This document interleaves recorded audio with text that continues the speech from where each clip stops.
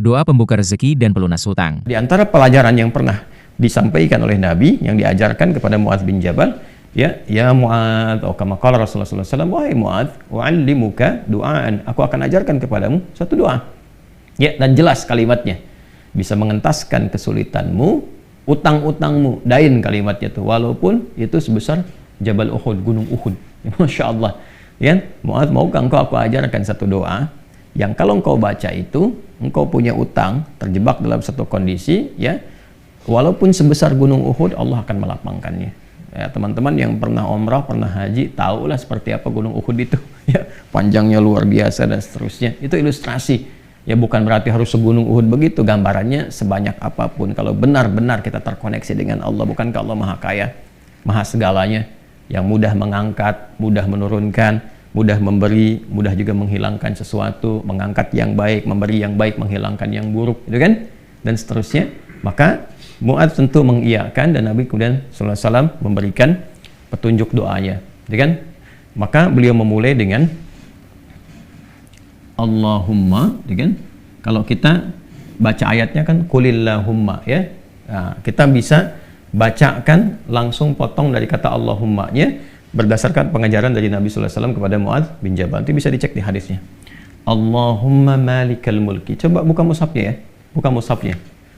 Teman-teman buka mushaf ini, mushaf masing-masing di rumah, cari Quran surah ketiga Ali Imran ayat 26. Kan kata kulnya di situ, kalau kita baca Quran harus dibaca semuanya. Qulillahumma. Tapi kul itu kan katakan, ya, perintah Allah kepada Rasulullah. Nah, kita bisa dalam konteks berdoa, kita bisa langsung bacakan dari Allahumma-nya. Allahumma malikal mulki. Saya ulang ya. Allahumma malikal mulki tu'til mulka man tasha' wa tanzi'ul mulka mimman tasha' wa tu'izzu man tasha' wa tudhillu man tasha' biyadikal khair innaka ala kulli syai'in qadir. Jadi dimulainya dari Allahumma-nya sampai ke ujung ayatnya. Sudah? Dah ya? Kemudian teruskan Rahmanad dunya, Rahmanad dunya. Saya tulis ya, teman-teman nanti bisa screenshot ya. Rahmanad dunya wal akhirah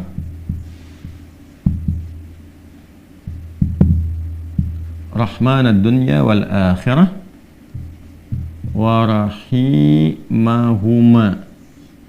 wa rahimahuma. Teruskan. Jadi begitu selesai yang Ali Imran 26-nya, ya, kita baca dari Allahumma-nya. Allahumma malikal mulki tu'til mulka man tasha' wa tanzi'ul mulka mimman tasha' wa tu'izzu man tasha' wa tudhillu man tasha' biyadikal khair innaka ala kulli syai'in qadir. Rahmanad dunya wal akhirah wa rahimahuma. Jelas ya? Tu'ti hima tu'ti hima, gitu kan? Man tasha'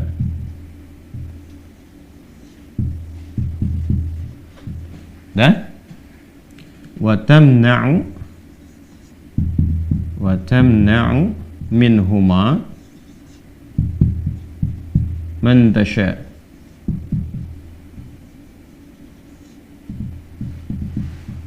Dah?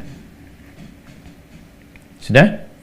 Rahmanad dunya wal akhirah wa rahimahuma. Asalnya ya Rahman, ya Rahmanad dunya wal akhirah. Karena kita ingin cepat. Biasanya kan orang memohon tuh kalau punya utang pengen cepat dilepaskan kan? Maka caranya biasanya dilepaskan huruf ya-nya dan menunjukkan ini fathah untuk menunjukkan ada ya sebelumnya.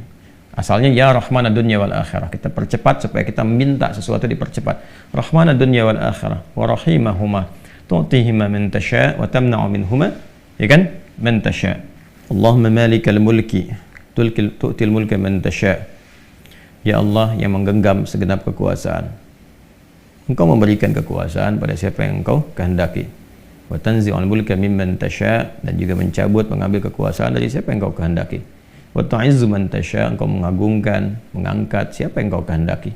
Wa tudhillu man tasha', dan Engkau bahkan merendahkan di antara makhlukmu yang Engkau kehendaki sesuai dengan hukum-hukummu.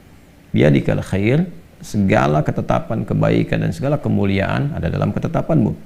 Innaka ala kulli syai'in qadir, hanya Engkau yang paling kuasa untuk menetapkan segala hal.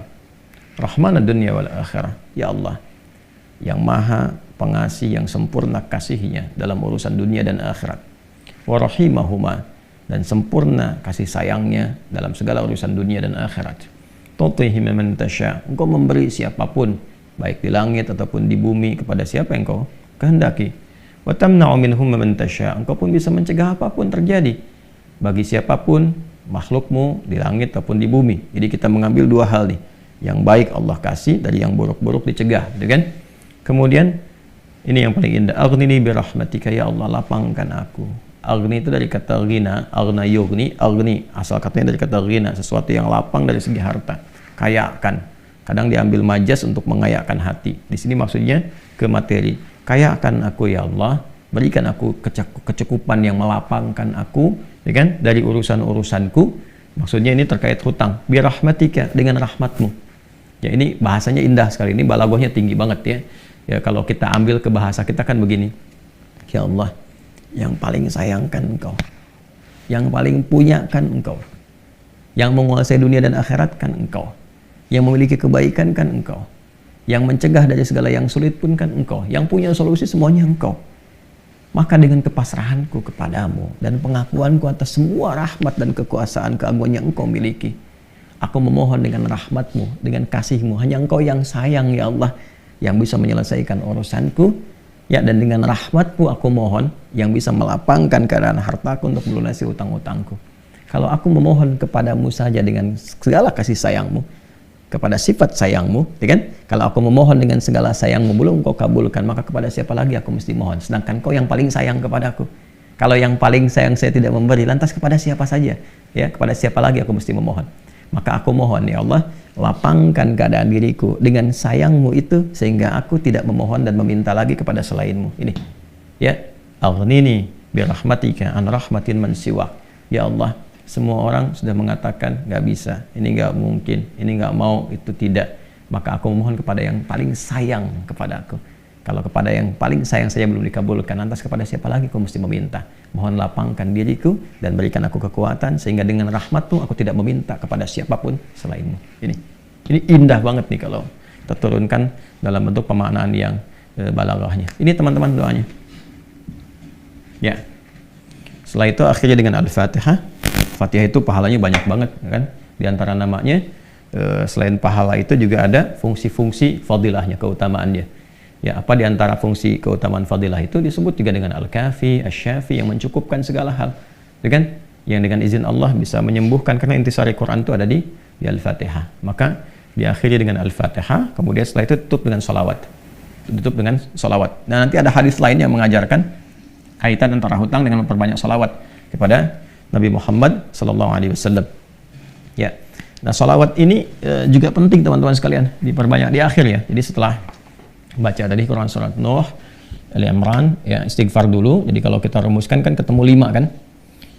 Ya, dari mulai kita istighfar dulu dengan segala ketulusan, dalilnya surat Nuh itu, kemudian di surah Ali Imran kita bacakan, terus praktek doanya kita temukan. Setelah itu Al-Fatihah, setelah itu kemudian salawat kepada Nabi Sallallahu Alaihi Wasallam. Nanti di hadis lain ada seseorang yang diajarkan oleh Nabi Sallallahu Alaihi Wasallam untuk memanfaatkan, nah ini dia, kapan waktu, di pertengahan malamnya. Ya, untuk memanfaatkan pertengahan malam itu terkait dengan utang piutang juga. Nah, lalu dia berkata, apa yang harus kami lakukan ya Rasulullah? Yang perbanyak gitu kan, ibadah kepada Allah. Lalu diajarkanlah salawat. Aku akan mengambil, kata orang itu, sepertiganya. Kata Nabi, itu baik. Kemudian kalau bisa tambah, aku akan mengambil 2/3-nya. Kata Nabi, kalau itu baik. Lalu kalau bisa tambah, aku akan mengambil keseluruhannya. Ketika orang itu menghidupkan salawat di akhir-akhir malam itu, ya maka Nabi SAW langsung berkomentar, kama qala Rasulullah SAW, maka Allah akan mencukupkan, bahkan melebihkan apapun yang kamu rasakan gitu ya, yang kamu hadapi. Nah, itu beberapa ulama menempatkan bab itu dalam pengentasan utang piutang. Jadi kalau kita temukan, ketemulah kemudian di sana 5 bagian, yang kelimanya ditutup dengan keadaan ini kapan, yaitu waktunya tengah malam, dan ditunaikan diawali dengan sholat dulu untuk mengoneksikan diri kita kepada Allah Subhanahu wa Ta'ala. Jadi kalau Anda bertanya kapan ini dibacakan, ya saya ulangi, kapan ini dibacakan, yang paling pokoknya adalah di pertengahan malam, di sepertiga malam. Jadi bangun malam hari supaya ada getaran kejiwanya lebih cepat mengamalkan Quran surah Al-Muzammil itu surah 73 ya, di ayat yang ke-6. Inna nasyi'atal laili hiya asyaddu wat'aw wa aqwamu qila. Bangun malam itu bacaannya menyentuh kepada jiwa, lebih mudah mendapatkan kekhusyuan. Jadi sepertiga malam bangun, istighfar gitu kan. Ya, setelah sholat kita supaya bangun konektivitas dulu. Sholat itu kan kalau sudah bagus khusyuk, konektivitasnya tinggi. Setelah itu baru diistighfari. Istighfar menjelang sahar. Ya, wabil asharihum yastaghfirun, menjelang sahar mereka banyak istighfar. Nah, kalau sudah beristighfar, itu Masya Allah nanti di Quran surah ketiga ayat 17 itu nanti akan diberikan oleh Allah 4 kekuatan yang bersanding dengan orang istighfar. As-sabirina was-sadiqina wal-qanitina wal-munfiqina wal-mustaghfirina bil ashar. Punya kekuatan untuk sabar, punya kekuatan untuk membenarkan ajaran Quran dan mengamalkannya. Kemudian apa lagi? Qanitin, khusyuk ibadah. Orang yang biasa bangun malam istighfar di ujung malam tuh lebih khusyuk ibadahnya. Nanti wal munfiqin, bisa jadi rajin infak, setara itu. 4 itu bisa setara. Jadi orang yang istighfar, pemahaman pertamanya bisa setara amalnya dengan orang yang rajin infak, yang khusyuk ibadah, orang yang membenarkan isi kitab dan mengamalkan, serta orang sabar. Pemahaman berikutnya adalah mendapatkan 4 keutamaan ini. Bisa rajin infak. Bagaimana bisa infak kalau nggak ada yang diinfaki? Ya, makanya itu satu-satunya juga yang menguatkan kembali bahwa ketika bisa istighfar dipraktekkan di ujung malam, wabil asharihum yastaghfirun. Kapan istighfarnya? Setelah tahajud. Dari mana taunya? Quran surah 51 dari ayat ke-15 sampai ke-18. Innal muttaqina fi jannati wa 'uyun akhidina ma atahum rabbuhum innahum kanu qabla dzalika muhsinin. Ayat 17-nya, kanu qalila minal laili ma yahja'un. Kan mereka itu orang-orang yang sedikit tidurnya, maksudnya menghidupkan malam, rajin tahajud. Setelah itu apa? Wabil asharihum yastaghfirun. Menjelang waktu sahar, sepertiga malam ke waktu sahar, ya dekat-dekat ke fajar, dia banyak istighfar. Nah, saat istighfar itulah dia dapatkan sampai hatinya khusyuk, baru bacakan ini. Ya Allahumma malikal mulki tu'til mulka man tasha' wa tanzi'ul mulka mimman tasha' wa tu'izzu man tasha' wa tudhillu man tasha' biyadikal khair innaka 'ala kulli syai'in qadir. Ar-Rahmanud dunya wal akhirah. Itu tulisan ke sana. Wa rahimahuma tu'tihuma man tasya' wa tamna'u minhum man tasya'. Kemudian teruskan langsung ke bawah. Aghnini bi rahmatika an rahmati man siwak. Minta kepada Allah. Ya, setelah itu boleh sertakan kemudian bahasa-bahasa kita minta. Terus baca Al-Fatihah, tutup dengan salawat kepada Rasulullah sallallahu alaihi wasallam. Ya, itu dibiasakan. Nah, sampai mendapatkan kekuatan, tapi bukan berarti tidak berikhtiar. Setelah itu ikhtiar tetap. Ya, tetap berikhtiar. Ya, bagaimana cara berikhtiarnya? Ya, itu bisa kita bekerja dengan baik. Kalau nggak ada modal sama sekali, misalnya kita berikhtiar dulu dengan amal kebaikan. Datang ke masjid, berusaha rapi-rapi, gitu kan? Kemudian kita lihat ke DKM-nya, misalnya mengajukan dulu permintaan. Nggak usah banyak-banyak pinjamnya. Pinjamlah misalnya 100.000, 200.000, atau 500.000. Kemudian setelah itu cari peluang-peluang, misalnya di majelis-majelis ilmu kan banyak orang belajar itu. Ya, belilah modal tertentu, beli makanan atau minuman. Terus kontak ke DKM-nya, sampaikan. Ya, supaya nanti ada sinergi antara jamaah dengan yang dagang. Bicara dengan baik-baik sehingga nanti diumumkan. Ustadznya juga menyampaikan, berikan kelapangan kepada teman-teman yang sedang misalnya mencari rezeki berjualan, dapat dari situ, tambahkan lagi berdoa. Bisa jadi tiba-tiba Allah berkehendak menggerakkan orang-orang tertentu yang baik dan sebagainya. Ya kan? Jadi bukan datang ke ustadz untuk melunasi utangnya. Saya lihat beberapa teman-teman tuh kalau minta saya terjebak riba gini, gimana solusinya? Mau minjam, mau minta dilunasin. Teman-teman saya itu udah tugasnya ngajar. Kalau antum tanya doang saya jawab, tapi ya, kalau urusan dunia carilah gitu kan, terkait dengan dunianya. Bisa antum ke Basnas, bisa ke bagian DKM masjid, bisa ke teman-teman pengusaha yang muslim yang baik-baik ya. Kalau saya kan ngajar gitu. Ya, kalau ada alhamdulillah, kalau ada itu kan. Ya, kalau yang sifatnya terkait dengan bimbingan itu lebih utama.